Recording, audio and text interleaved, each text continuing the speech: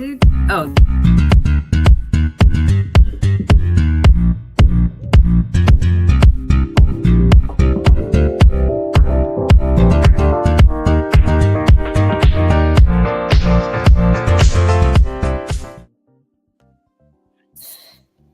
See, even Greg was feeling the music during the intro. Sure I'm sorry. Yep, that's what I was saying. Greg's dancing with us. Okay, we're going to get off the show real quick. My name is Brian That Barker. reminds me of Verdine White. And I'm out of here. All right, I'm Jamal Smith. I'm out of here as well. Enjoy the show. Hey, everybody. Happy Thursday. Welcome to AltadenaTalks and the Toni Talks segment. As you know, I'm Toni Bailey Rains, obviously Toni Talks. They popped off real quick. You know them, Brian and Jamal, my co-host with the most, who are fabulous. And then I have a guest on with me today, Greg APODACA. Greg, thank you. You are the Chief Explorer of Community 3.0X. So super excited to talk about that. I met Greg, everyone, a couple weeks ago, about 3 weeks ago, I think. I was invited to speak on a panel in Altadena 2 Saturdays ago at the Eagles Lodge on Woodbury and Santa Rosa. Santa Rosa. And so right there on the corner. And Greg was the moderator for our panel, which was community assets. And so I met him about a week prior and had on a Zoom call with everyone who was going to be on the panel. So I invited Greg to come on the show because I wanted to talk about what community assets means to the community, and then what you as the Chief Explorer do with Community 3.0X. So Greg, take it away, introduce yourself, talk a little bit about what you do or what Community 3.0X is, and then we'll just organically talk and speak about all these wonderful things that are happening in our town. Sounds great. Toni, thanks for having me on. It was a lot of fun working with you and getting to know you on the preparation for that panel discussion, as well as with our other panelists. And then doing the show was fun. So I'm happy to continue that conversation. You mentioned my title is Chief Explorer. I chose that title because I think that we are kind of in uncharted waters here in the climate emergency, right? Yeah. We've never had to save the planet for humanity before on this scale. This is a global emergency, and it's a challenge. It's a challenge for us to kind of get our arms around that, and so that's why I chose that title, Chief Explorer. Right? There's no roadmap out there to how we get to do this, and it seems like targets are shifting all the time. And some scientists saying it's getting really bad and really worse, and other people saying no, we still have a chance, but we need to get off our couches and take some urgent action. So that's kind of what I'm about. I've been in Altadena for about 15 years. My home burned down in the January fires, but I've been active in town here for about 30 years in Pasadena and Altadena. I think that my purpose in life is that service to humanity, I feel, is the best work of life. And so I'm trying to bring whatever I can to serve humanity, and then specifically now, solving climate challenges, as well as creating a better society. So if we do save the planet, we have a better society than the one we have now. So my life is kind of in continuous transformation here. Took a little bit of a break, an unintended break after the fires, because I was running an event. You might know I run annually a Green Economy Unconference in June, and so I was running full speed ahead trying to produce that conference at the same time as trying to rebuild my life. The ADU that we relocated to in La Crescenta. So promptly after that event, I think I pretty much I was exhausted, and I think I was a little bit depressed too. Yeah. Situation. So now I think we're coming back though, and getting energized again about life, about helping people transform for the new future that we're headed into, and rebuilding our community stronger than it's been. That's awesome. About that break, the exhaustion, the depression, we have been running full steam since January 7th. Yeah. And I know some people didn't evacuate and didn't burn down to the 8th. I've told you, like on our other call, my sister saw it start because she was in Eaton Canyon across from it on January 7th, went, evacuated, got my parents evacuated down to my nephews in Pasadena. So for my family, we've been running since January 7th, right? And then for me to now be asked to speak on panels or be at the After the Fire Summit or these other things, I'm like, I'm just learning. I'm not an expert. And people were like, oh, but you're becoming one, right? So we have all learned so much since this fire. Yeah. But I can tell you, with what you're doing is so wonderful. And it resonates with me because my father is a retired engineer who worked for 32 years for South Coast Air Quality Management District. I've said it here a ton of times, where his job was to go around and fine all the companies that were putting the pollutants in our air. We had in Altadena, when I was growing up, a brown cloud where we lived. You could see Catalina Island on a clear day. And all the clouds, the brown cloud was not haze, it was smog. And so his job was to go around and fine based on the particulates that were being put into the air by factories, right? And when you see the smokestacks and everything, and he would find them, and it really helped clear up that brown cloud from the work that he did. And I had asthma from birth or whatever. And so generally 2 to 3 days before a bad smog day, I would get sick. I would start wheezing. My left eye would go real small. And so my father literally used me as a barometer. Sometimes he would tell them, we're going to have a smog day in 2 or 3 days, a bad smog day. And they could never understand how come he was able to tell them. And finally, he was like, my daughter, and she's basically my barometer or whatever. So I've known about climate change and the negative effects that it could have on my life.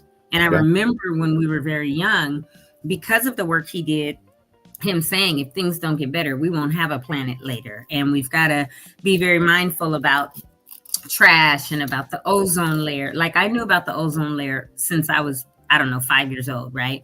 And him talking about this hole in the ozone layer and how much hotter our days would be if we didn't do something about keeping our ozone layer intact. And that included the smog and the work he did. And then, as you know, he, with the Altadena Gardens, the work he did, founding or co-founding that with Fred Shatlow. And so I've been kind of like always about the climate and what we can do better. And I have a garden in my own backyard and, go out and pick fresh veggies, and I've got fruit trees and things like that. And you and I were talking on that initial call about community assets and shared assets and resources. And then recently at the panel, I said, I really want to try to work with the county. And I have left a message with Norma and Mika, but about having Altadena Community Gardens East and somewhere within the confounds maybe of Farnsworth Park when they build it back, right? Because we've got the upper baseball field that they're already talking about making a soccer field because nobody really uses it.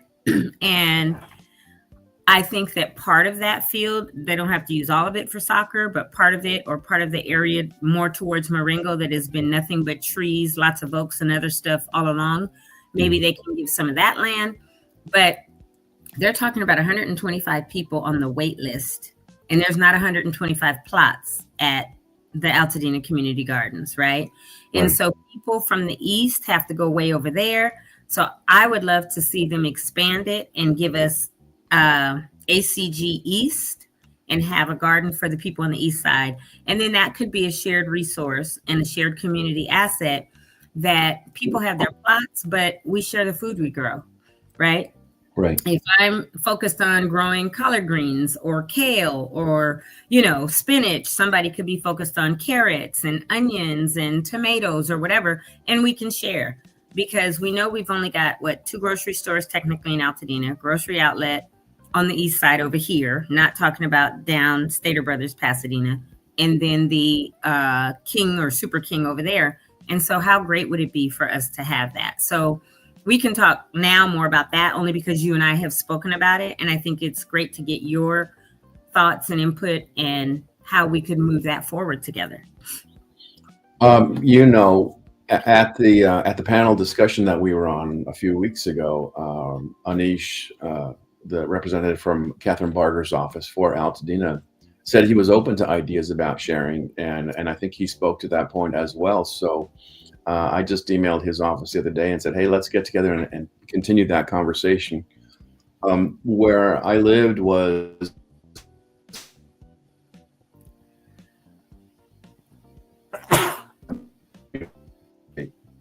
one was back there, 34 homes, and 27 of them burned to the ground. So it's almost a clean sheet of paper there to build on. So can you say, because right after you said where I lived was, you kind of froze and then it was broken up. So can you start that back over? I'm sorry about that. Sure. Where I lived at the top of Lake Avenue, close to the Cobb Estate, up by where Loma Alta is. Mm-hmm. And in our small community, if there's about 34 homes up there, and 27 of them burned to the ground. Yeah. So we have almost a clean sheet of paper to rebuild a community there, and instead of building $1 million homes where we don't really talk much to our neighbors, how come we can't build shared cisterns to capture rainwater for a community garden or something else? Shared composting. Why can't we have shared electrical grids and batteries? There's a lot of things that we can do to share resources instead of just everybody having to have their own thing, right? Why do we have to have everybody have a lawnmower and everybody have a weed whacker and probably use it an hour every couple of weeks? Doesn't make sense, right? And the funny part about that statement is when you said that on our call, you said we could have like a shed or something and everybody put their stuff in and we share it. And I said, there's no way I'm sharing my stuff with people because they don't take care of it and somebody might decide to steal it. And I know I buy quality equipment and all that. But the more we talked, the more open I got to some of the shared equipment, right? And we would really have to put something in place like the buddy system. Like, you have to be responsible enough when you check it out to say, I'm the one that has it. This is what time I checked it out. And I'm responsible to clean it before it goes back in there, right? Because I know my own electric lawnmower, when I finish mowing my grass, I turn it on the sides, I turn it upside down, I wash off the blade. Like I clean because I know I spent $500 something on that lawnmower and I want it to stay in good condition, right? And the same with my weed whacker and my edger and all my stuff. And so I think if we had that in place and had a trust system that people would do that, I'd be more open to it. But my first thought when you said that was, people don't take care of stuff like I do. I'm not sharing nothing with anybody. But it really does, make a little bit of sense. I'll say a little bit more sense to me than when you first said it. And hopefully the more we talk about it, the more sense it'll make. A big part of the climate change is us and consumerism, right? We have to have a lawnmower. We have to have new clothes all the time. We have to have a new car, bigger home. All that manufacturing, all that stuff that we buy is supporting the fossil fuel industries because all of our factories are still run on gas or oil or coal or stuff like that. We're transitioning, but the bulk of the industrial world is, I think, still depends a lot on fossil fuels. And it's us creating the demand for fossil fuels, right? Chevron wouldn't be still looking for more oil reserves if there wasn't a demand. And we're creating that demand. So we need to shift our lifestyles if we want to continue living on this planet. Yeah. And with that, a lot of that is political, right? Because the last administration was like, yes, let's get these EVs, let's get all this stuff. This administration is trying to say no wind turbines, no nothing that is natural. And a lot of that is tied to I can be a billionaire because of the stock that I have in all these companies that are the old fossil fuels versus shifting. And so how do we work with like I'm really happy that the governor put out a new order a week and a half ago saying that we don't have to have solar now. We've been fighting that from the very beginning.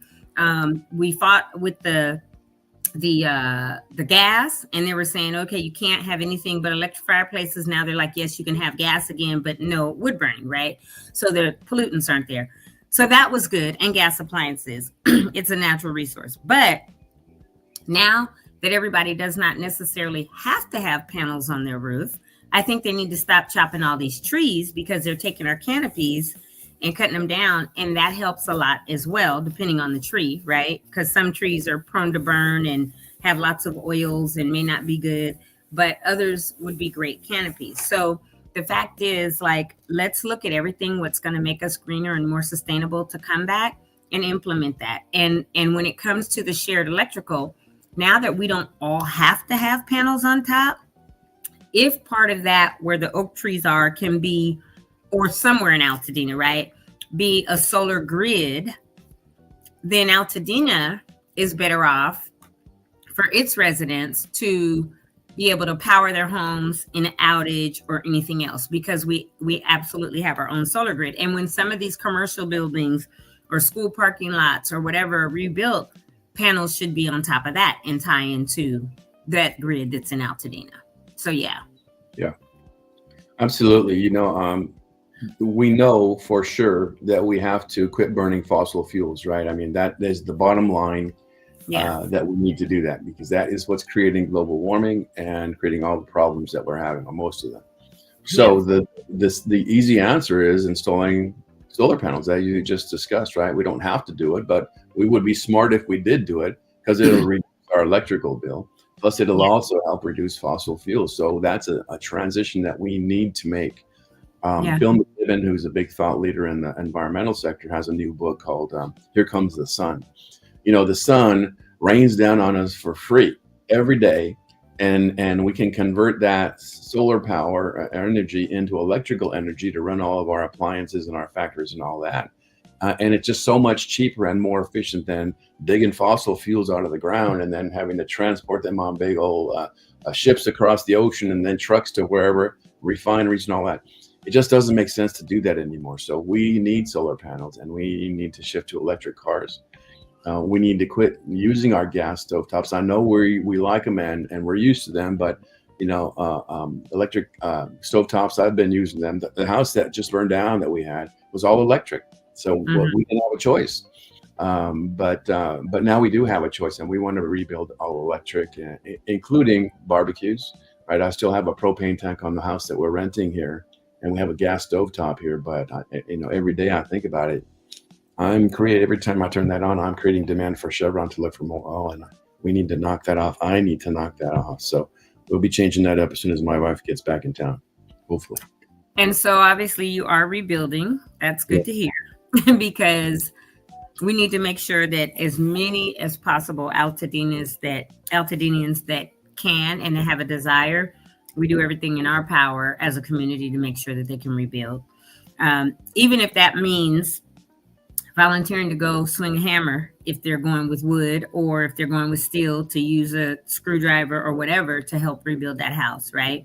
Because if they don't have all the insurance or all the money, but we can use our bodies and be there on their lot and listen to a foreman say, okay, this is what I need you to do here and here and here, because there's also labor shortages with what's happening with ICE and, the communities. Like, what does it cost to go and do an hour, 2 hours on a Saturday, or whenever you have time to volunteer to help your neighbor to rebuild and come back into the community? I think that's so important. And I've been pushing that. And I think I need to start pushing it again, because I do have a list that people can volunteer. But those type of things are so important that everybody knows, as being what yours is, Community 3.0, right? How do we as a community come together to come back? And I know that there's dining clubs and people get together, and there's all these meetings now, and people are like, hey, I used to see you and wave when you drove by, but I never knew your name, even though you're my neighbor. And so I see the community coming together a lot more, and it's obviously something that we need. And so that's really good. What are some other things that you could suggest? Let's talk about that street light that Heidi has come up with. Yeah. So Heidi Adams is the woman who ran the Regrow Altadena event where we held our panel, right? That's 2 or 3 weeks ago. She's great. She's an entrepreneur. She's part of the LA Clean Tech Incubator. And she has this new light pole that is made of fire resistant materials. It's solar powered, so it doesn't cost anything. And actually, it has a charging station for your car and your phone, so it actually can generate revenue. Right. The lights turn on white LEDs like normal street lights would, but in the evening later on, they shift to amber lights so as not to impact animals, right? So, like raccoons and skunks and all those animals come out at night, coyotes, all those guys. So Yeah. it impacts them less. So in my mind, that's a great way to go into the future. We'll be talking about that with Anish in LA County. Why don't we use our little 27 home community up there? Uh-oh. Innovative about having our neighbors. I just joined Eat and Fire Collaborative. I think there's about 110 individuals and groups and organizations in it now. Right. And all kinds of resources and assets there. And what I'm trying to bring to the table is AI, right? Artificial intelligence, to kind of map all the assets and then proactively behind the scenes map assets and match them to needs. So, for example, if you have a nonprofit and you need, a whole bunch of paper because you teach kids stuff, and somebody else has some extra paper, then we would match those up automatically. Or if you're building a home and you need some manpower, we could put the word out and see who wants to volunteer and match those up automatically. Right. If we've left that kind of to chance in our society so far, and that's why our society, I think, is so inefficient, right? And the point I made before. Everybody has to have a lawnmower. For what? We don't have to. If you just knew where you could go rent one, or if you knew where your neighbor stored theirs, and you just cut a deal and make sure everybody trusts everybody and do what it takes to, so the bad guys don't take stuff, we could be a much more efficient and effective society. And I think, that's one of the things I'm trying to bring to the table. Thank you. Jamal, would you mind bringing up that Base Studio website, because I want to show people this light. I know you got something off of I just put it in our private chat. You got something off of IG a couple of weeks ago, but I want to show them from the actual website. Yeah, that's it. The next gen street lights are resilient. They produce revenue and connectivity. So that's the street light that Heidi came up with. A phenomenal project. And this light from dusk, when it gets dark, will go on at the lumens that it's supposed to, that it could look like a football field, right? And really, really, really have your street nice and lit up. You can right there plug in a car to charge. You could charge a phone. And if you scroll up a little bit, right there, those are actually the solar panels. You can keep going, but on the front of it, those are the solar panels that pull the rays in, right? And then at night, you see it's bright, but then there could be, whether it's a block captain or whoever in the neighborhood, they get together and say, okay, we want it from dusk to 10 p.m. to be bright, and then from 10 a.m. to 4 a.m., 5 a.m. to make it that amber color. Right. And so it can be put on a schedule, and then it will automatically go from football stadium, keeping your streets nice and bright, to a dim, not only for animals, but at night you want to be able to sleep. You don't want to have to, and you may have blackout curtains or blinds or whatever, which are great, but where animals can still see, but people can still see, because we know that people come and go at all hours, day and night, and have different work hours. So you don't want it to be super bright, but there's still a nice amber glow. So this is what Heidi came up with. And after, she's willing to put them in the very beginning at no cost to the community, is what my understanding, or the county is, but until they pay for themselves. And then after that, it will create revenue for Altadena. So it would probably be something that is split between Altadena and the county, obviously, because how do you say, okay, this is how much revenue you could generate? But if someone has an electric EV and does not have a charger in their garage, right? And they are almost out and need a quick charge, they can literally pull up, plug in, and get charged and go on about their way to get home or to wherever, work or whatever they need to do. So that's part of the revenue generation. And I just think it's a really phenomenal concept and idea. And if we could get these as we bring back, because even with the street lights that are in Altadena, some places don't have them at all. and we rely on what our porch lights, right? We know we don't have sidewalks, but as we have a clean slate, like you said, within your little community within Altadena, right? Your 34 homes or 27 that burned down. Right. How is it more sustainable? How is it something that will benefit? I think these are fabulous, and I really hope that the county taps in with Heidi and says, yes, we want this in Altadena. And obviously the town council, right? Because they're going to tell Catherine Barger, we need these street lights.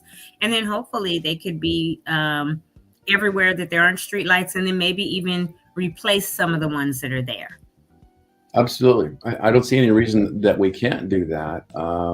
And I was talking to Heidi. I said, Heidi, in our neighborhood back there, we didn't have any street lights. This is a little bit of a private neighborhood, right? And it's pitch black at night, So regularly I would have guests come over and they'd get lost, or when they drive up my driveway, they'd run over my sprinklers because they couldn't see them at night. And so it would be nice to have some street lights up there, but it's also nice at the nighttime sky to have it dark. If you have all kinds of bright lights, you can't see the stars. The stars are amazing. Right. And so that Heidi's unit is the best of both worlds. And we forgot to mention that it also provides Wi-Fi. So in the next big wind event, if Edison decides to cut the power to the neighborhood, we still have Wi-Fi connectivity because of these light standards. So it's very innovative. I think it's a great idea. I'll be asking Anish to see if we can do a test project up there in my neighborhood. So we'll see. And didn't she say that each pole will hold 48 hours of power? So that literally, because I asked her, I said, how long when the power goes out would they, remain? And she said, I think she told me 48 hours. And that would be phenomenal, right? The people could still see, come and go, have the Wi-Fi and all of that, because beneath, in between where the pole, where you see the solar lamps or the solar panels, and the bottom where you see the car and where you could plug in, that's where all the battery is. Right. That stores directly from those. So within this big, and I like the design of them, and they're like a green color, the one that she had out there. And they were really impressive to me. I was like, this is a really, really nice street lamp. Yeah. And I think that it would be fabulous that we move forward with that. And we talk about green cities or smart cities or whatever. And we've heard a lot of people say, oh, they burned us down purposely so they could buy the land, make a smart city, and sell all these lots for billions of dollars, millions of dollars. And it's like, well, I don't think anyone burned us down purposely. No. I think it was an event that happened, right? And it was a perfect storm. However, we could think about going back the same traditional stick builds and everything being the exact same, which is we really don't need, because that's part of why we burned up. Right. Or use the technology like this for our street lights, like steel, like some other composites and things that will be fire resistant. Right. That will help with that zone zero. And I think what has to happen is people have to have a mind shift. Right. And a lot of people are not looking forward to that mind shift. I know I work in tech. And so for me, the mind shift is probably a little bit easier because I know a lot of the different technologies that are out or that are coming out or whatever. But what are your thoughts on that, Greg, with the mind shift and with, people wanting to rebuild just the old way and not change things? How do we change that? Well, that's the big challenge right there, right? Somebody the other day used a phrase that I love. They were talking about changing people's minds, and they said it's not rocket science. It's harder than that. It's social science. The hardest thing to do is to get people to change from their habits. And this is what my home always looked like, and it always needs to look like that. And Altadena always needs to look the way it was. Hey. Times are changed, right? Do we want to use 100-year-old building techniques? Well, that's not smart anymore, right? We know we're in a fire zone. We just saw what can happen. We lost half of our community, the Palisades too, and we need to use more modern materials. And we are likely to go with this company called Azure Printed Homes that is 3D printing homes and using prefab techniques. And instead of wood framing, use metal framing to make it as fireproof as possible. And to your point earlier, when you buy a prefab home, it's built in a factory. These guys' factories in Gardena. My wife and I were down there the other day checking it out. But usually you have a home and you're going to build it the traditional way. For 18 months, all these guys bring their trucks back and forth to do the framing, to do the electrical, to do the cement. All that is eliminated when you build a home in a factory, and they just need to truck it out one time and then assemble it at your house like it's a big Lego set or something. That's it. Yep. So, all these greenhouse gases are saved because people don't have to drive back and forth. Time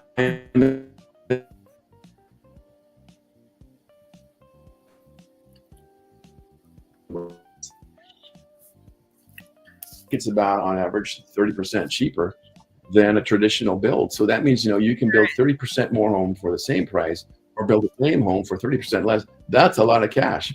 And especially for people who don't have a lot of money, that might be a great way to go. And we're going to go that way. Yeah. Well, and I've been advocating for that, right? I've been kind of pushing people towards a few of the builders that were either at my town hall or that came on the show that are using that technology, that are doing prefab. And I've had others say, look, I'm an old school builder. I don't know that I want to go that route, right? But and then I have a girl, Allison Elaine, who I just met with again the other day. She was at the town hall. She's been on the show a couple times.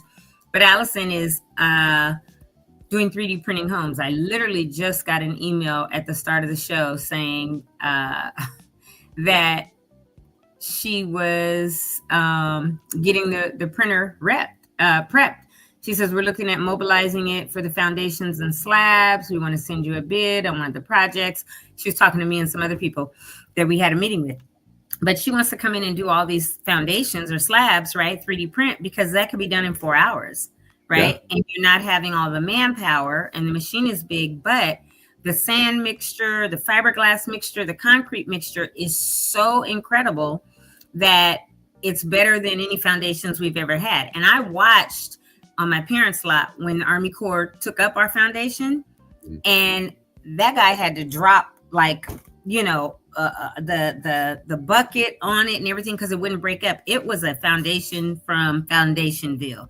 Like it had 6-foot pilings, like seriously. And then there was this huge crater in the earth because when they built that house, I think in 1960, they built that house to last, right? Which might also explain why I never really woke up during earthquakes, because I didn't feel them. If it wasn't like a 5 or whatever, and still to this day, if it's not like a 5.1 or a 5.3, I don't even feel earthquakes. But that house was built to, that foundation was there. And that's how these 3D prints are. But also sometimes you can get the printers on hills or in places that it's going to take a lot for a truck to come and back in and have an extended, hose and all of that to spray out this concrete. Yeah. So I think that, yes, if we do things like that, and when you're talking about concrete curing, if you put a foundation or a slab down and then you got to wait a week for it to cure, right, before you can start doing anything on it, versus if you have 4 hours instead of a whole day or whatever, have it, you could print an entire house in a day. It's just incredible. I've seen the technology.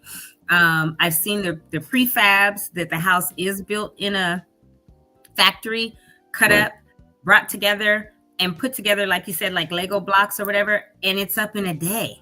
And then they have to do all the rest of the, roofing and all of that. But the frame of the house is up, and that has the exterior and interior.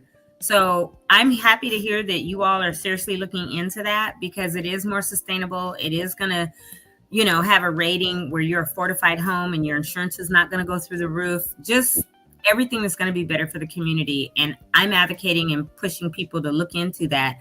How are you telling people, whether it's at the Eaton Fire Collab or wherever, that this really is better? And let's look at that, because I've been in Altadena and there's a ton of stick builds up, right? But how can we get more people to think about going with newer technologies? Well, several ways, right? I mean, so this show is one way. Hopefully we put this on YouTube and then people can access it wherever. Yeah.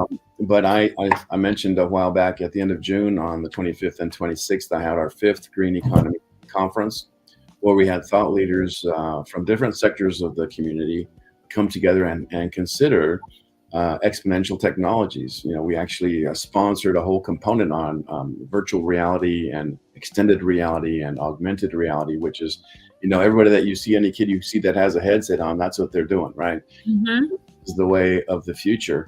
The way we're going to be educating kids and educating everybody is using these new technologies, right? I mean, who watches Channel 2, Channel 4, Channel 7 anymore? I mean, that's old school. That's all we had when we grew up, maybe at Channel 13, 9, and 13 and 11, right? But very few channels. Now there's a couple hundred channels, and people are watching TV on their phones. So the old ways are dying. Uh-oh. I think you froze. Everyone, you know this happens. There we go. Am I back? Okay, you're back. Yep. It's you said the old ways are dying, and then you were frozen. So I knew you'd come right back. Yeah. The old ways are dying. Similar to fossil fuel companies, right? Those fossil fuel companies are dying. Lynn Twist, who is somebody who I admire, talks about instead of fighting oil companies, that we should hospice them. Like, you know, you put your old folks into hospice. Because that way they'll go with less energy and they'll go sooner. And then, but we should also at the same time midwife these new technologies and new better ideas so that they'll take root faster and grow faster. I love that, right? I never thought about that, but that is so powerful, because I think what happens is people are familiar with those terms, right? People know what a midwife does to help birth something, and people know what a hospice is. Right. And so, yeah, if we could, that's part of the social change or the mind shift, right? Social mind shift. If we can speak a language that people kind of know or are familiar with and understand to help usher in some things and usher out some things, right, that might be extremely beneficial and powerful in the way that we do it. Yeah. And we probably could use that approach too. I've never thought about it before, but maybe we can use that approach to shift people's mindsets and publicize that in the media. I need to think about how that works. But here again, Lynn Twist, if you haven't heard of her, she has some great TED Talks. I met Lynn about a year and a half ago. I was at a conference in Texas called Earth X, which is, like, I think supposedly the biggest environmental conference in the world, right? Lynn was talking about an amazing story, how she was in Africa helping to eradicate hunger. And she got this call with her husband and some friends to go into the Amazon jungle, right, in Ecuador. And how she had this experience. You know, you go down there with a shaman and they usually do some plant meds, and you have these visions, right? And she said she had a vision that, and the shaman debriefed her and said, he said, you know, what you had was not a vision. You had a calling to come down here and work in the jungle with women to save the jungle for our families and for the world. And she said, you know, you're crazy. I'm out of here. And she went back to Africa. But then she kept seeing that same vision, and eventually she went back to the shaman and said, you know what, I'm going to work here now. I'm going to do it. Started this thing called the Pachamama Alliance. Pachamama means Mother Earth in their language. And it's an alliance between some Anglo women here from the States and some indigenous women in Ecuador who are fighting to help save babies down there, save women, and save the jungle. And when I heard her tell that story, I was amazed. I talked to her after she was interviewed and read a couple of her books. And then coincidentally, I was in Playa del Carmen, Mexico at a retreat. Somebody heard my story about wanting to reconnect with nature. And this guy, Yannick Silver, said, hey, I heard your story. I'm going to the Amazon next week. You want to go? I couldn't believe it. Wow. I'd have been like, yes, all expenses paid. I'll go. It wasn't all expenses paid. It was not cheap. But here I am saying I want to connect with nature. And the Amazon is the womb of the earth. I thought, you know, how can I say no? Yeah. Changed my schedule. I went down there. And it turns out I went to the exact same village that Lynn went to and worked with the exact shaman. And are you a grounder? A what? Grounder? Do you walk around your yard barefoot and just ground yourself with the earth? I'll walk around barefoot quite a bit. Yeah. I do too, in the house and sometimes outside. But if you can look up grounding, and it really helps to center you in your body, and you connect with the energy that's in the earth. Yeah. And so if you're stressed out or whatever, take your shoes off, go walk in the grass, go walk in the dirt outside or whatever, backyard, front yard or whatever. And you can learn more about grounding. Even people go and hug trees and lay down. And some people are like, those people are crazy. But I've tried a few of it and it's like, this is really calming and this is really centering for real because we're from the earth. And when we reconnect with the earth, we get that synergy and make ourselves a lot more calm and centered and just everything is so much peaceful or a lot more peaceful. So look at some grounding practices because I'm sure a lot of the people in the Amazon and others are absolute grounders. Yeah, absolutely. And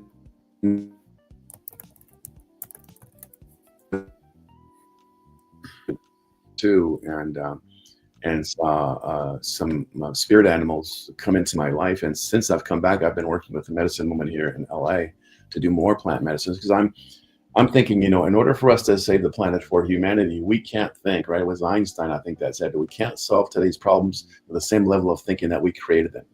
And I don't think we need to necessarily shift our mental potential so much. I think we need to also tap our heart potential and our spirit and our potential collectively as humanity, or even just Altadenas, or even just our 27 homes. We need to work more effectively together and quit thinking that I have to go it alone. Our society beats into us that we need to raise ourselves by our bootstraps and don't ask for support. That's BS, right? We need to work together here. And so I'm all about tapping more potential. I think that we could go back to a lot of the principles of the natives because we know Altadena is on Tongva land, right? And if we check in with the Tongvas and say, hey, like Western thinking has you only like this with blinders on. Yeah. But I've learned when you expand your mind, there is so much that God has given us in this earth. Yeah. And we are this way only. And a lot of times if you're raised in church or whatever, it's this way only. And if you think outside, it's evil and it's demonic and all this.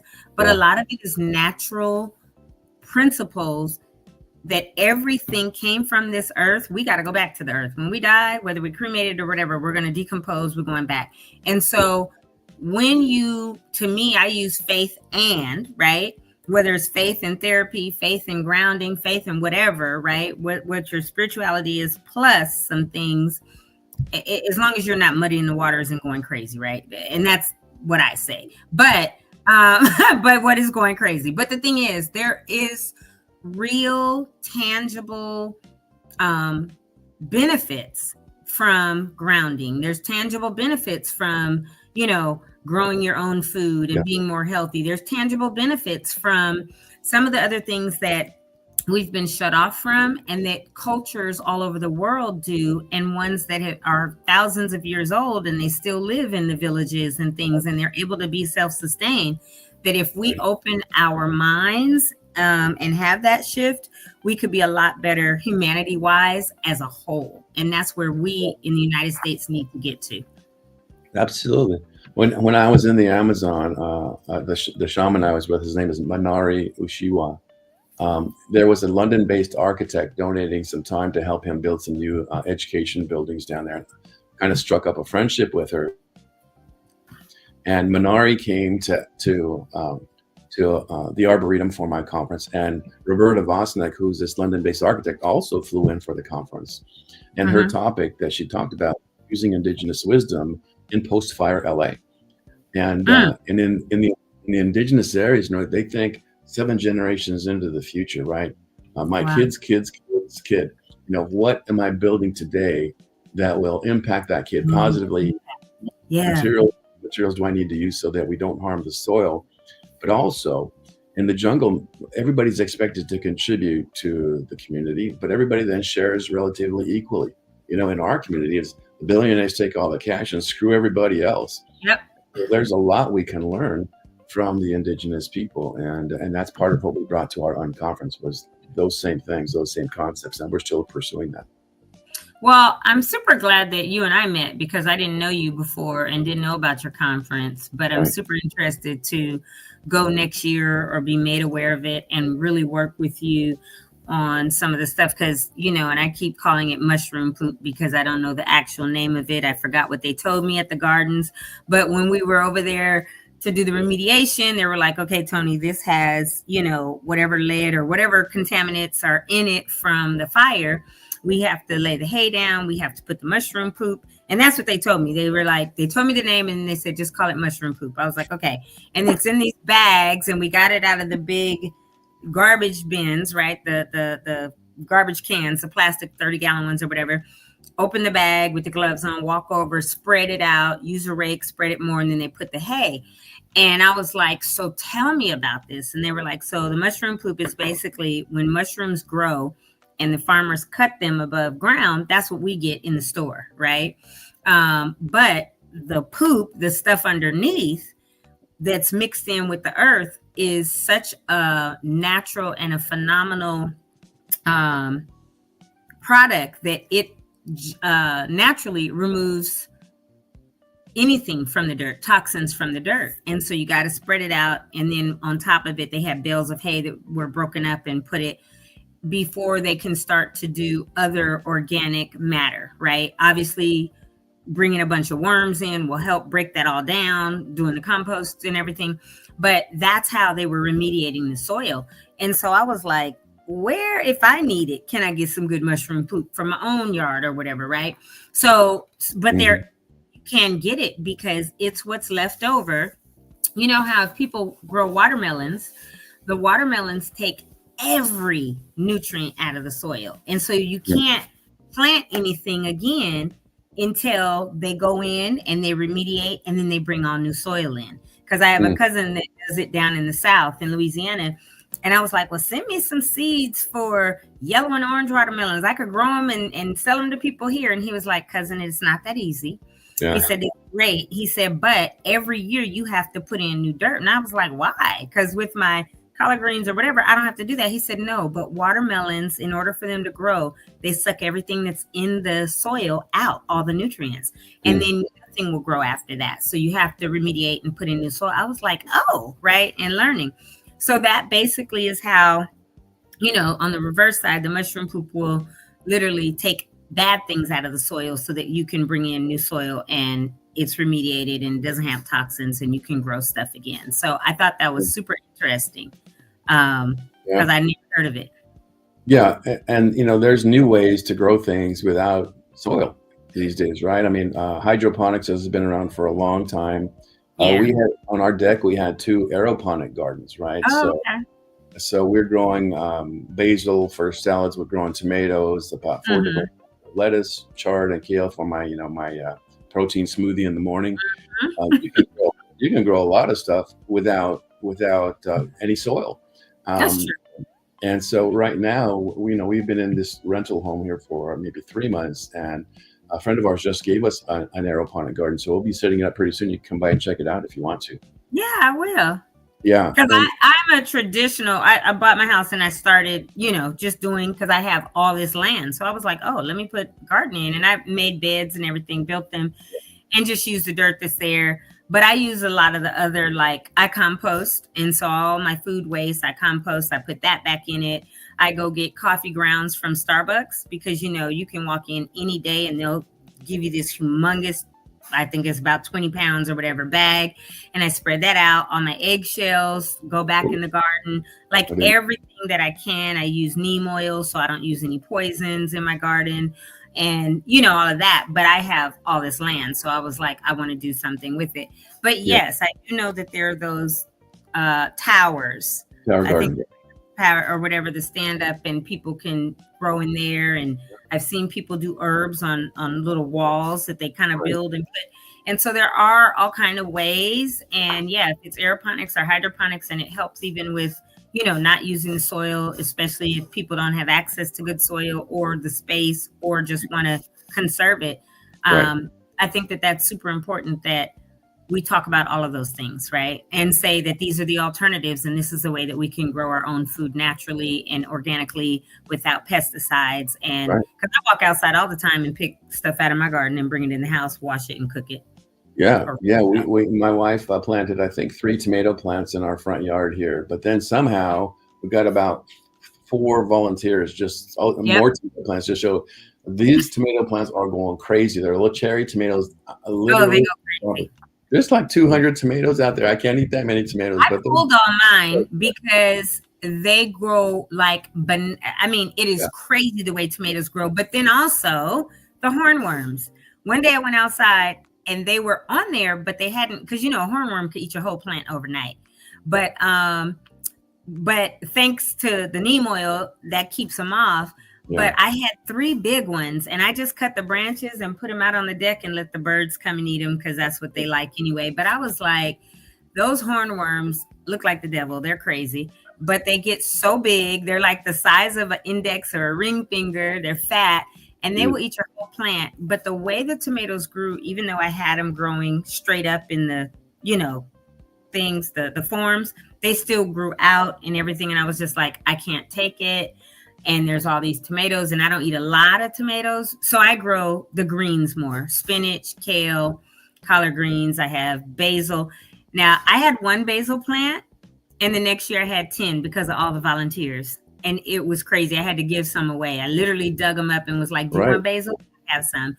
And so I love to see the volunteers. I have a brand new volunteer of prism kale in another area. And I'm like, oh, okay, great. So yeah, depending on seeding and when the wind blows a little, the volunteers, you may wind up having a whole lot more than what you thought. But I love it. And it's very therapeutic to go outside the garden. Me too. Love it. Love it. So, I think we go ahead. No, go on. I just wanted to say, thanks for this conversation about innovation and shifting our lifestyles. We really need to do that. Because I think we're demanding it, right? I was part of the giving some feedback to the county's Blue Ribbon Commission report post-fire and how we should rebuild. I think the 2 big things that I found that we're missing, and that is that the report was all about, hey, how do we get ready for the next Palisades and Altadena fires, as if that's what their next fires are going to be like. No, climate is getting worse exponentially. We need to get ready for the next 3 times or 5 times as big Altadena fires, and we need to do that right now. But nobody's talking that way. And then second, when they have reports like that, first we need to fund it, all those recommendations, and then we need to make sure that the recommendations and the funding guidelines are not so specific that all they talk about is fire. Because as you know, in LA, the next big disaster could be an earthquake, more likely fire, or it could be a flood. In where we used to live, there was a wash on our property. And even though the rain after the fire was only about half an inch, that water was full. That wash was full of water. It looked like a torrent, and it flowed over into our yard. And I'm thinking, we need to bring in about 10 truckloads of dirt, and build our home 3 feet higher than it used to, because, mark my words, that wash is going to overflow, and it's going to take us away. So we can't think that the old days are going to be repeated anymore. Those days are gone. We're in for a very different future, and we need to get ready for it. People need to wake up and live differently. So that's kind of our live differently and respect the earth, because we have been so blessed and fortunate by everything the earth has given us. Yeah. But we have been horrible. I'm going to be talking at this festival called Earthstock in Santa Monica on October 2nd and 3rd. And we're going to be showing this 4-minute video. I think you'll love it. I'll send it to you. And then I'll send you that Lynn Twist TED Talk too, so where she talks about that'd be interesting. And maybe we can talk again about the earth and how we need to rekindle our relation and transform our relationship with the earth. I think now we think we can control the earth, which is BS. We just saw this fire raging. There was no we did not. We have look, the earth is like, y'all keep playing here. I'm gonna show you exactly who I am. Right.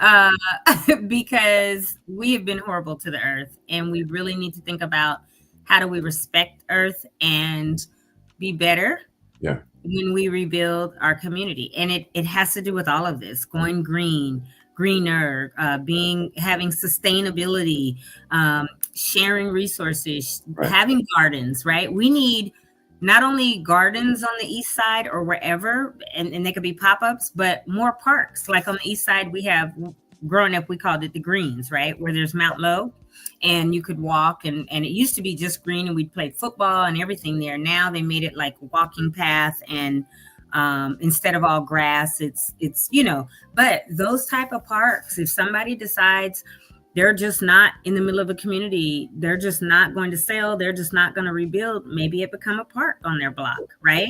I think A green seating area that neighbors can go and gather, and things like that, potentially, right? It would have to, the owners of the land, if they don't want to sell and don't want to rebuild, would have to say, yeah, let's do that.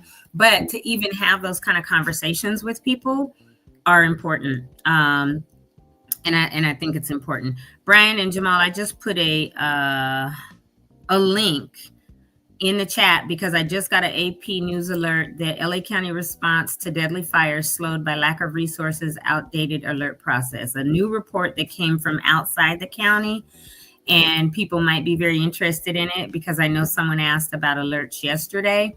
But we try to keep people on the front lines and say, hey, this report just came out as well. So that is the article. If I know you guys don't like putting that full link that I always put in the other chat, but if it could be shortened, and if not, if people want to look at that, it is a Eaton Fire California report on apnews.com, and it just came out. So I think that kind of brings it full circle, right? That speaks to all the more reason to use AI to match assets to needs more effectively. These guys are saying there's a lack of resources. Well, let's use the resources we have more effectively. And outdated policies, right? Not just the article literally speaks to outdated policies, not just for the alerts, but other policies. We had a firefighter on here, Kevin, who talked about, the policies and how the communities are supposed to share their resources or have a mutual aid agreement. And there was not one, right? With Pasadena and the city of LA and all this different stuff. So, I mean, not city of LA, but LA County, Altadena. And so they've got to look at all of that, what the policies are, how do we do it? And even like Michael, who was on the panel, right? And he talked about what Santa Monica has done, which is 1.5 million gallon, basically water tank that can have, or a cistern that can collect rainwater, but it can be utilized. So should you need it for a fire or anything else, the water's there, and how it recycles, right? And those are things that Altadena needs to look at. Oh, okay. How do we make sure that we're doing this right? We don't get a ton of rain, but when we do, like I remember 6 or so years ago, we had 3 weeks of rain right after Christmas and into January. And that whole El Nino season, we had tons of rain, and we need that 14 inches. But that rain just washed away, right? Instead of being collected. We do have reservoirs and some was collected. But if we could have other cisterns or something locally that we can have it and utilize it, like you said, for a garden on the east side, or to have for potential, fires or anything else, how do we do that? How do we bring that into Altadena? And I know that that's the long-term planning, but we have to plan long-term. Yes, people will rebuild their houses in this year, next year, and years to come. And they said it'll take us 10 plus years to come back. It won't take 10 years for homes to pop up, right? Because they're already popping up. But the long-term planning, the commercial development, things like that will be more long-term. But if we can bake a lot of the new technology and the ideas into that commercial and long-term planning, we're going to be much better in the long run for our community. And that's what we have to remember and do. Agreed. I mean, that's probably the big takeaway from working with the shaman and when he came to our conferences, that 7 generations thinking, right? How can we think through in 100 years, what's our community going to look like? And how do we want our kids to be able to live better than us, and not just scared of the next firestorm or earthquake? We need a lot more. We need to be good ancestors, for the people that come after us. We absolutely do. Well, I know we're about at an hour. We're right on time. We start about 5 after, and we're right there. You and I know, could talk for hours. So we will continue the conversation. Send me also the email on your the event next week. I have to go out of town on the 4th for a 1-day trip up north, but the 2nd and 3rd, I'm interested in that. Maybe showing up in the evening, afternoon, or whatever, or Great. hearing you speak. But for that Earth conference, Okay. because we celebrate Earth Day on April 22nd, I think, each year. But it's so much bigger than a celebratory day and people go and clean up trash on the beach or whatever. If we do not start, we should have already started, and a lot of us have been in this practice, but if we don't make drastic changes now, we're not going to have to worry about an Earth, because if we're not taking care of her, she's not going to take care of us at all. So yes, there will be another big disaster, whether it's a big fire. But on that note, and we're going to jump off, but you and I will talk about this. I think we need to be talking to other San Gabriel Valley communities, right? As we are rebuilding, we need to be saying, what are you doing? Like Laverne and Glendora and Azusa, and ones that are right up against the mountains, La Cañada, La Crescenta, right? Yeah. What are you doing to make sure, because you could be the next one, right? So to be in these communities talking to the mayors and having town halls or whatever, and saying, look, not just clearing the brush, but there are clear coat products that can go and do your whole entire house, over your paint, over your siding or stucco, that will help protect. What about your zero zone, right? With your defensible space, because a lot of people don't have these things. And now that we're learning it, we need to be able, yes, please, Jamal, we need to be able to share these with people and say, let's not have you as the next 2 towns over or whatever, and your whole 90% of your town is now gone. Yeah. At our last Green Economy unconference, we wanted to have a bunch of politicians talking. We weren't able to pull it together, but this next one coming up probably January, February next year, we'll be having a panel of elected officials talking specifically about fire preparedness and exactly what you're talking about. Just put the Earth Stock Festival link in the chat there, so you can check that out. Perfect. And in the interim, I'll send you those TED Talks. I kind of need to bounce right now to another meeting. Yeah, go right ahead, and we're going to share your community, your site as well. It's actually up on the board, the community 30x.com. But we will talk, because we've got lots to talk about, and we're going to partner on some things. So thank you so much again, Greg, for coming on today. I definitely look forward to however we can work together and bringing you back on at a later date and see what we can do. Yeah, it was fun. I look forward to coming back, and I'll send you some information via email after this. Okay. Okay, great. Have a great day, and we'll talk soon. Okay, take care. Take care. Bye-bye. Whew. There's so much that I could talk about with him, because I love gardening. I do grounding stuff when I get a little stressed. Learning so much over the last almost 9 months, and I feel like my whole life is shifting from being just in tech, but this community advocate, all the stuff that I'm doing. I'm super excited. Why are y'all not back on the stage? We were letting you talk. It's your editorial. Not by myself. I brought you right back in. But the fact is, like, you guys don't know how energized I am right now from this conversation, because this stuff is just part of my being, right? We got to do better. We got to change. So I'm super, super excited right now. And Greg and I will work on some things, and I'll bring them back. The things back. I'll bring him back later or whatever. I am getting information, because I do want to bring this guy on who has this. It's not a wrap, but it is a clear coat.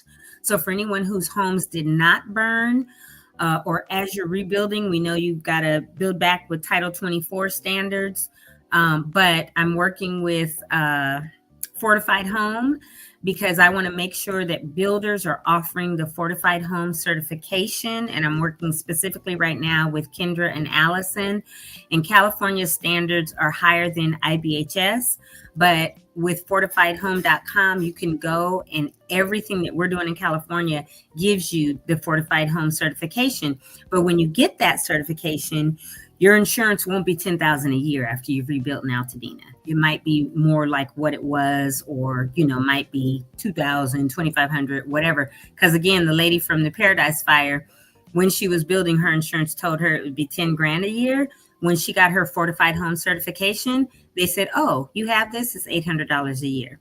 So that kind of information people need to know. I'm working on seeing how, I can get that within the community to all the builders to say, hey, make sure you're offering this to your people, or that people have that certification, because the insurance industry recognizes that. Anything we can do to just bring the information and make things better for Altadena as we come back. Apparently that is my whole mission in life now. and I'm going to keep going forward with it, because that's kind of where I am. So thank you all for indulging us and allowing us to talk. It was a good talk. I'm super excited about it. And I'm super energized right now. I feel like I want to go take my shoes off and go run in my grass and my dirt outside and ground myself.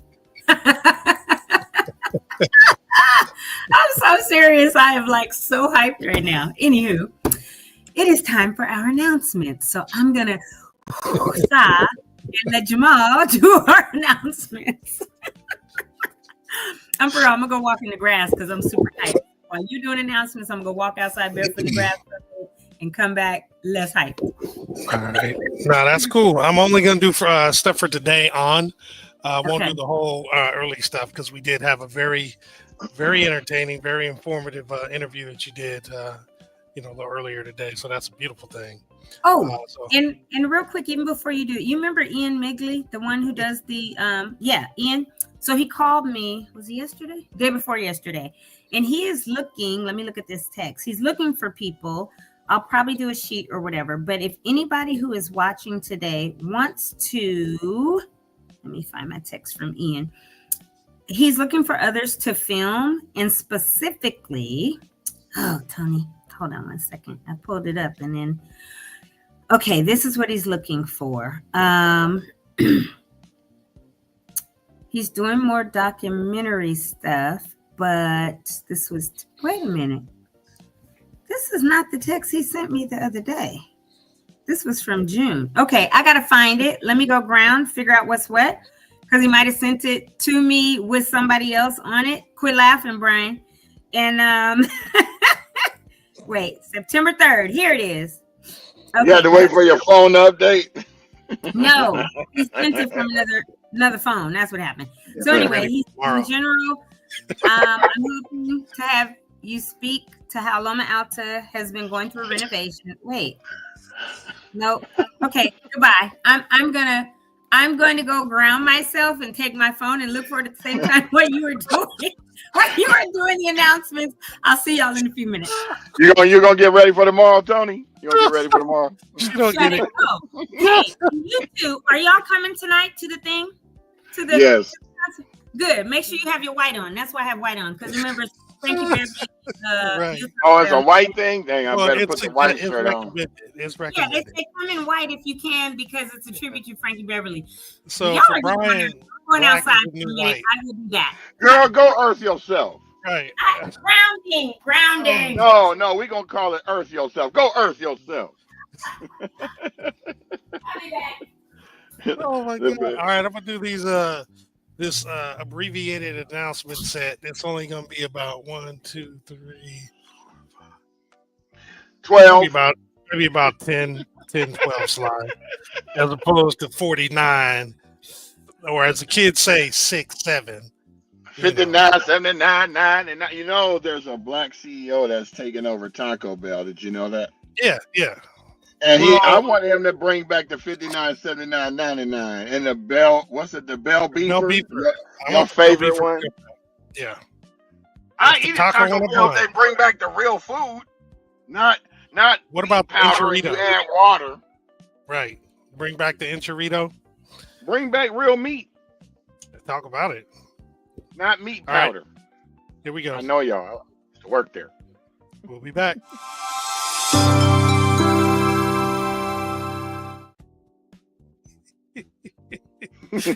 Oh my God. I don't know. That was I'll take a meat powder taco, please. Not carne asada, carne powder. That is not cool. So today we're doing an abbreviated version of the announcements. We're just talking about what's happening from today on. So LA Fire Justice is actually going to have an Eaton Fire Town Hall. It is today, beginning at 6 p.m. It's going to be at the Salvation Army, 960 East Walnut Street in Pasadena. So at 6 o'clock, there will be dinner. and then the presentation will begin at 6:30, followed by Q&A at 8 p.m. So definitely check that out if you want to get a little info from LA Fire Justice. All right, and this slide, I didn't center it, but it's Altadena Revealed. Again, it's a monthly lecture series and social hour. So this is the 6th installment. This one's going to be Owen Brown's Body. It's a film screening and conversation. The film screening is 20 minutes, and then there'll be Q&A with Pablo Morales and Michelle Zach. This is today, beginning at 7 p.m. to 9 p.m. at the Altadena Main Library, and it's Reflections of People in Place. To register, please scan the QR code below, and the doors actually open at 7 p.m. with the film beginning at 7:30. So you guys know, just so you know, Pablo Morales is a John Muir High alumni, and he's also done several films, including the one about, remember the one they showed back in Can't We All Just Get Along film? So he also used to sit on the alumni, John Muir High School alumni board with us, as well as he is the curator for the museum at Muir. Yep. You definitely got it looking really, really nice. Yes, go visit it when you go there for the homecoming, please, because we need your donations to keep these things going. We all volunteer for these positions. We're not getting paid, so your money helps. Great point, B. Great point. And that's coming up soon. What is it? The November Halloween. 1st, November 2nd. Yeah, Halloween is the actual game, the turkey tussle. It's crazy. And homecoming, I think the Hall of Fame is happening on Saturday, as well as the homecoming fair is on Sunday. Don't get me wrong. I think we're kind of combining the homecoming fair and the Hall of Fame on the same day on Sunday, but I haven't looked yet. Okay. Very cool. Well, we'll get more information as we get closer to it. And moving on along. So just like Toni was just talking about, we have the Soul to Soul Solutions and Jazzy Jams for Empowerment in association with the Paseo, presenting the Jazz at the Paseo Summer Series. Bless you, my dear. We believe this is going to be the last one for the summer series, but hopefully there'll be more music that is going to continue while the weather is nice. So celebrating Alta and Pasadena, there's going to be a happy birthday celebration to Wayne Lindsay and all other Libras that are in attendance, plus a special tribute to Frankie Beverly and Mays featuring TJ Wilkins. This again is today from 6:30 p.m. to 9 p.m. and it is at the Paseo, which is 300 East Colorado Boulevard in Pasadena, and it's in the courtyard, the big courtyard. There's plenty of space. It's great. Great performances, and Guy Black of KJLH will be hosting. Some of the other special guest artists will be Lynn Fidmont, Asia Ray, God, Gawd, and Sunwoa Love. They are suggesting that you wear all white. Seating is on a first come, first served basis, and please bring your own chairs. They are saying that the charcuterie bites are available for purchase. And if you want more information, you can actually scan the QR code. And there is no cover. It is free admission. If you want additional information, you can also go to jazzyjam.org/concerts. And then the Altadena Chamber of Commerce and Civic Association is now accepting applications for the Altadena Business Recovery Program, Round 2. It's for Altadena businesses and nonprofits only. The grants are available in amounts from $500 to $1,500. If you want more information, please scan the QR code above or go to the website, altadenachamber.org. And the deadline for applications is September 26th, which is tomorrow. So if you're interested, if you have a business or a nonprofit and you want to qualify for this, or apply, tomorrow's the deadline. And then Chris Holden's 26th annual Community Resource Fair and Block Party again is on. It is this Saturday, September 27th from 2 p.m. to 6 p.m. It's at the 500 block of East Jackson Street in Pasadena between El Molino and Los Robles. Please come check it out. AltadenaTalks will be there. There'll be many resources. There'll be food, great entertainment and fun for the kids, the whole family, in fact. So if you get a chance, come on through. It should be very nice. And then Here Lay a Home exhibition is continuing Friday, Saturday, and Sunday is the last day. There will be a closing reception on Sunday, the 28th, from 1 p.m. to 5 p.m. The location of this exhibit is at the Armory Center for the Arts at 145 North Raymond Avenue in Pasadena. So join the Here Lay a Home collective for a final walkthrough of the exhibition and community story booth sessions with Perennial Memory Lab centering on Adena elders and artists. So definitely check this out. You got a couple more days. Then the Action Altadena Rebuild Fair Take 2 is going to take place on the 28th, which is Sunday, from 11 a.m. to 4 p.m. at Victory Park, 2575 Paloma Street. Join us, bring your family, be a part of the supportive Altadena community as we rebuild. And they look forward to seeing you. And if you're interested in being a vendor, this time I'm not going to read it all, but it's right there on the screen. Definitely fill that out. Go to that website. Pretty straightforward, not too hard. And then Pasadena Senior Centers is actually going to have their next community event on Monday. It'll be the 29th at 1 p.m. They are going to be providing grocery cards available to those who can prove their fire loss. This is the topic's going to be property taxes and the Eaton fire, what you need to know. And it's going to be presented by County Assessor Jeff Prang. This is located at 85 East Holly Street in Pasadena. And again, on Monday, 1 p.m. And then the Altadena Chamber of Commerce at Mariposa Junction are seeking Altadena small businesses, artists, and makers who sell wares, goods, and experiences for the Altadena small business market. Local youth and youth groups are encouraged to apply as well. The actual event won't be until November 29th. It'll be on a Saturday from 12 to 4. It'll be located on Mariposa between Lake and El Molino. However, if you would like to be a vendor, the deadline is September 30th, which is Tuesday coming up.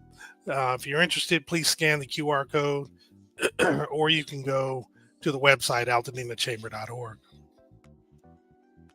And lastly, Altadena Talks Foundation is presenting a Day of Thanks community luncheon. It will be Saturday, November 22nd.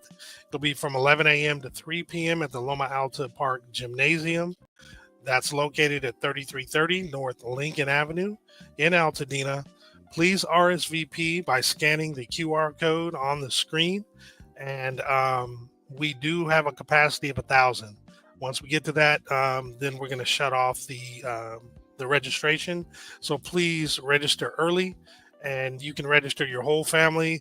It's a pretty simple form that you fill out.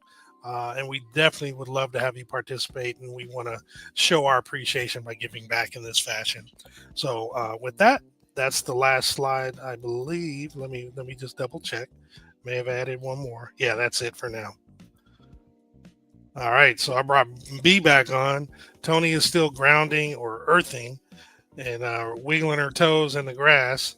Yeah, we'll let her do that in private. It's a private thing. We don't want no problems. She back now. She done took her clothes off and everything. Yeah, she done body grounded.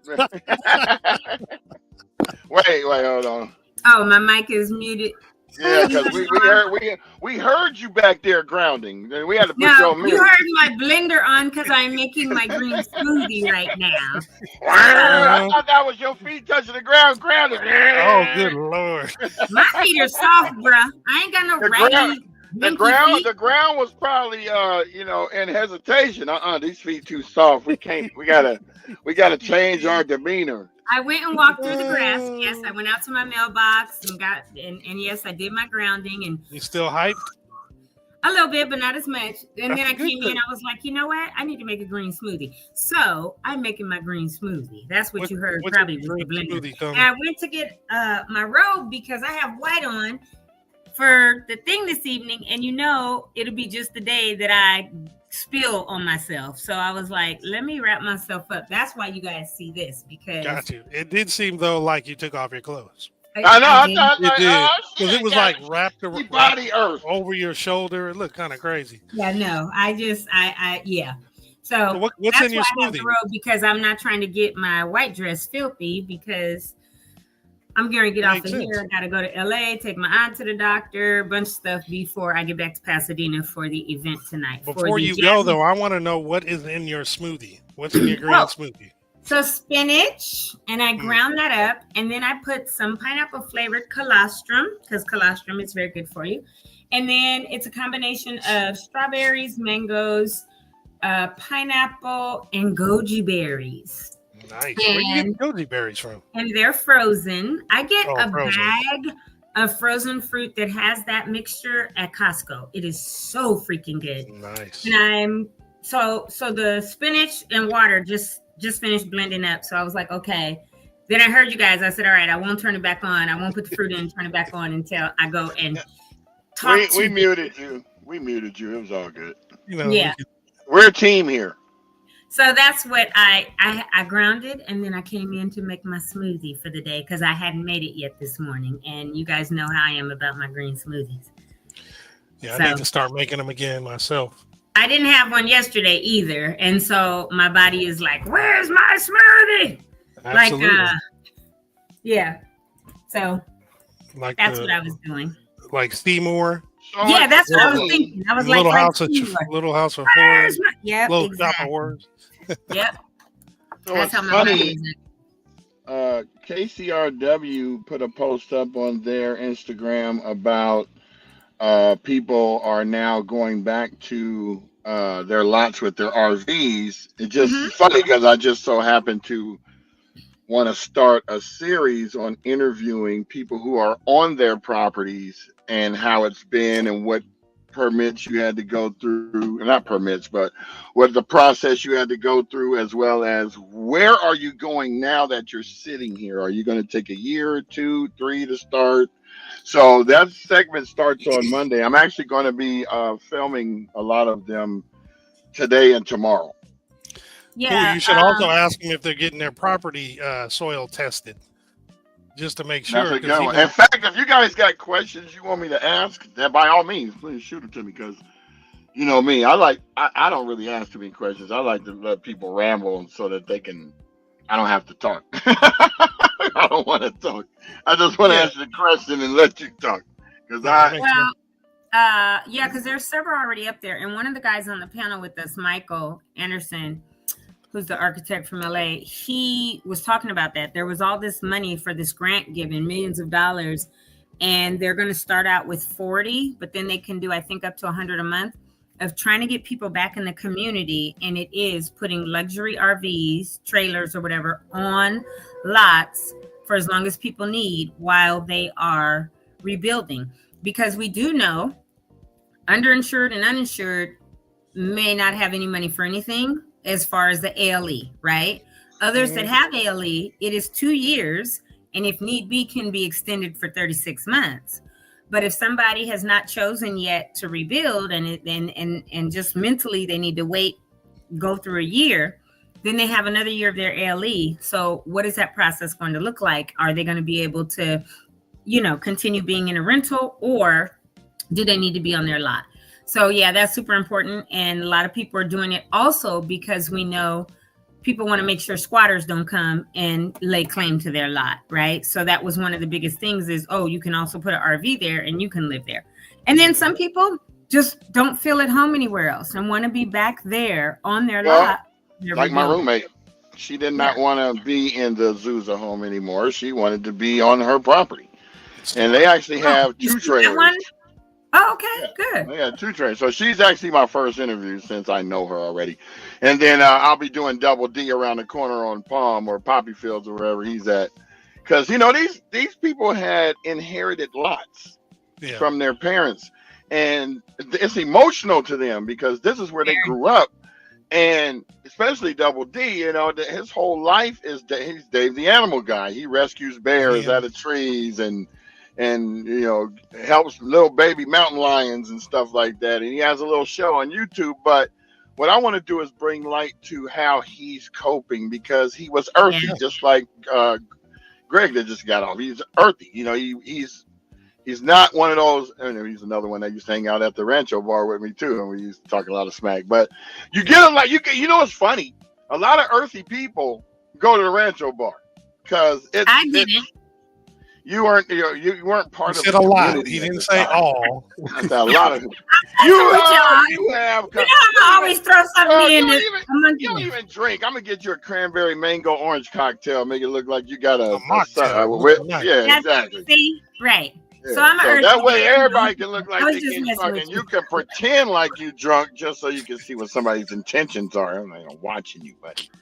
But But yeah, this is the next phase of our podcast, is to go beyond and get back into the neighborhood. Yes, we have been bringing people on. Yes, we have been talking about announcements. Yes, we have been doing this, but it's now time for us to be boots on the ground for real. Like, get out there, talk to. I mean, Toni's already been doing it. She drives by, she calls me up. Hey, get your booty up here and take these pictures of these houses that's being built. Well, yeah. So we're on the boots on the ground. So what I would say is this is the next phase of what Brian is going to do, because my phase and what I do, right, is bring people on and then get out there in the community. No, Brian's I'm not knocking with you. Community. Yeah, Brian's in the community. He goes to every freaking event practically until he's worn out, and then he takes a break. That's why I'm fat. And then, so it's great because now he's going to go and do some of this. And Brian, by the time I get back from LA, it might be 4 o'clock or so, and I'm probably going to be driving around, because I was up there Tuesday and I did some driving around, because I always try to look and see. But yeah, we are going to constantly bring the best content that we can to you for the community, from within the community. That's why a lot of the people that I bring on are community members, like Greg APODACA, right? He lost his home of 15 years. And you know, it's important that people see Altadenians helping Altadenians. And this is what our part of our purpose is and what we're doing here. So I'm excited, Brian, for this segment, or this part of you, because you like going out, what you're going to be doing in that. And I'm going to bring the little camera thing tonight, and that Osmo or whatever. Oh, Cosmo. for the event. Yep. Yeah. And then and we'll see. And Jamal, we may or may not see you. We already know. So now if it's Jamal's family, he's gonna show up. Other stuff, he'd be like, gotta. Well, the reason why he shows up to that is because she gonna come over his house the next day and say, I thought you was coming to support. The auntie. Right? I was like, oh, that one I had to, because no, I'm gonna tell you why I went to that one. Number one, it fit kind of within my time schedule, because I did have a volleyball game to go to before. Yeah, but it was also closer because my aunt she performs a lot. And a lot of times she will be in like Long Beach or out in the valley. And in fact, she had a performance the following day in Riverside. And I'm like, I'm not going to Riverside, auntie. Right. But she was close. Riverside. I got a chance to check her out, and it was worth it. Dope. It was awesome. And before that's why I said we may or may not see you tonight if you're available. Before they performed, what's that spot that was by the Dutch Oven? The Village, whatever that village. Rhythm of the Village. Yeah, they used to perform there in the back courtyard. They would have a festival. Yeah, that whole thing burned down. That's where they practiced too. And it's fully clear now and flat. Is that what Thomas Kelly was playing there too? Was he doing that with him? Yeah. Yeah, but at one point when I actually went to the event, he wasn't doing that at the time. I think he was going through his recovery from his, Yeah, Thomas, if you're watching, safe recovery, homeboy. We need you back. Disney's missing you. They need you to play the Lion King drums. It is 11:34. I need to leave my house for LA no later than 12. So love y'all. I'm going to say toodles. We've been on here an hour and a half. I will catch up with you this evening. Did you give me the finger, Brian, just now? No, he gave you the deuce. Oh, I only saw the one. Okay, yeah. I was like, I know he did not just give me a bird. You know this is all I do. So I know, but I didn't see if you see the finger missing, that's not me. See? It does look crazy though. What in the world? Because I know. Anyway, I'll see you this evening. See both of you gentlemen in mañana here again. And everybody out there in Altadena Talks land, have a wonderfully blessed day. We will see y'all. And I'm going to say Tulu. Peace out, girl. We'll see you later. Goodbye. She had to go anyway. She'll stay on this. She'll blame us for being late. We don't want no problems. Exactly.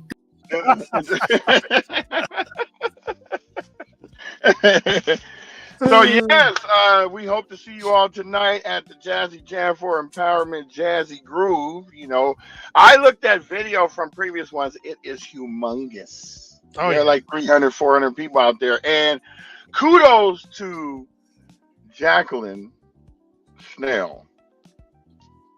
She has revitalized them all single-handedly by being there to begin with the prom dresses and suits. The giveaways, yeah. And they loved her there so much, she brought traffic to the mall. People not giving her proper due, her proper credit, but I'm telling you right now, that woman's phenomenal. She's pulling things together. She's got some great sponsors behind her. And this is going to continue throughout the rest of the year.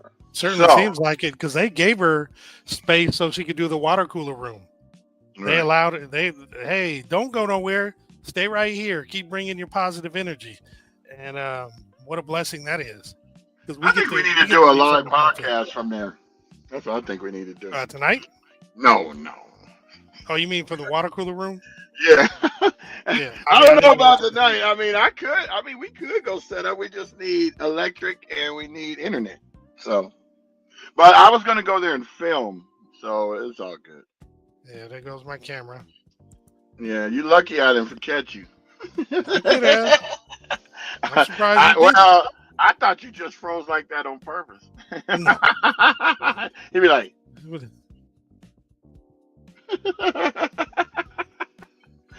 Well, we had a lot of people on today. Kept me busy. Boy, I was trying to make sure everybody got acknowledged. So we got Hazel Pereira joined on Altadena Talks Instagram. Marcus, of course. Mark Finer, Extreme Weather Survivors. Thank you all for coming on. Action Altadena, we will be at your event on Sunday.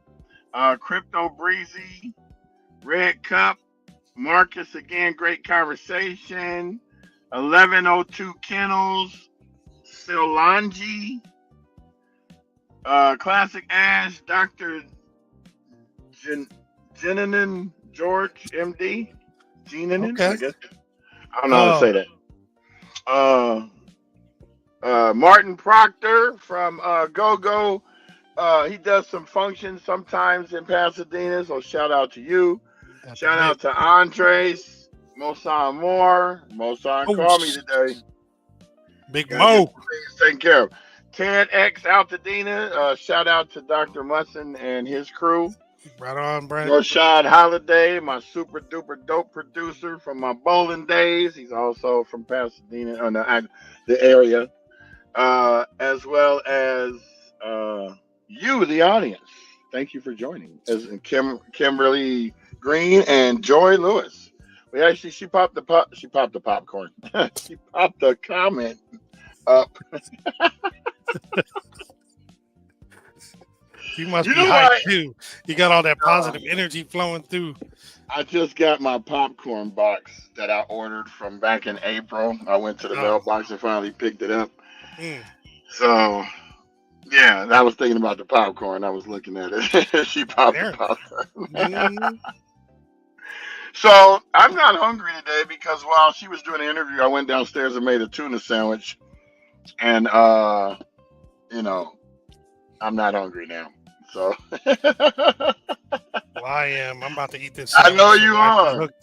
Wifey hooked me up a nice little sandwich. I don't know if you can see that. There we go. Look at that. Yeah, I just made one. A tuna sandwich. What? All right. Well, I'll let you know if I can make it. Later on tonight. I'm a little confused as to whether Tini has a game today or not. On the school website, it's today, but on Max Preps, it's tomorrow. And so I think it's tomorrow. Anyway. Okay. But I'll let you know. Well, Thank you all for spending this hour and 30 minutes with us. We appreciate your contributions and your donations. And we don't have the donations thing up there, but here it is. It's Nope, about that's to be. not Oh it. yeah, I It was was about to put it up something. too. And There it don't is. forget for Jazzy Jams, if you want to get in touch with her about anything that she's doing, there's the information. So we appreciate y'all. Stay strong. Are you doing it or am I? You, because when I do stuff, it's bad luck from home. All right, everybody. Peace. See you tomorrow.